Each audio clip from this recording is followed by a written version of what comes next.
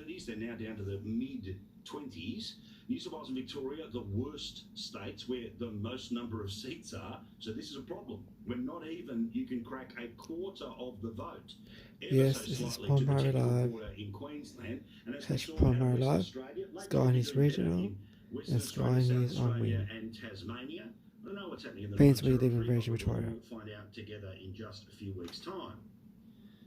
But desperately trying to find a way not to embrace the bad Victorian Sky News Regional and Sky News on things Win. to its economy, blown every version of the credit card, and now they are onto the payday lender as a way of being able to keep the lights on in Victoria.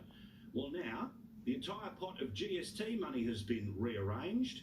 Money will now be going to Victoria. Victoria will actually be getting more money or a greater share of GST. The tax of 10% on everything, paid, of course, from the southern bit of Tasmania, the top of Queensland, over to everywhere in WA and everywhere else in between. Victoria has emerged as the biggest winner of this next year's GST carve-out. Of course, nothing to do with 24% in the opinion polls. Oh, that this was all scientific, apparently. They're going to get an extra $3.7 billion in revenue. The Commonwealth Grants Commission made the decision on Friday. It shows that Victoria is expected to get $26.1 billion in GST of the total $95 billion that the tax creates. By the way, that is less money than company tax and less money than personal income tax. So just in case you think the biggest source of government revenue is the GST, no, it's not. It's you going to work.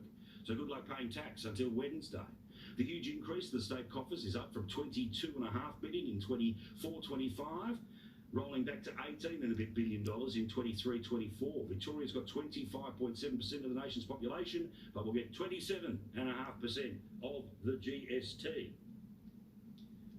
This means when you actually put some numbers together, and I'm saving the GST announcement because that comes from a different pot of money, the total amount of promises to buy your vote from a Prime Minister who is in a world of trouble, no matter how many times you hear about the protection racket coming from his mates in the media that he likes to metaphorically tuck into bed each and every night, almost $40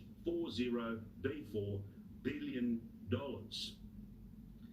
And as you know, one of the reasons why the government has been able to post surpluses for the past couple of years, and probably again in a couple of weeks' time, is because the huge receipts when it comes to mining, huge increases when it comes to the taxes on things like petrol and cigarettes and alcohol, huge increases in the amount of money that is coming in when it comes to personal income tax. And largely all of this extra money has resulted in an extra $400 billion coming to the federal government.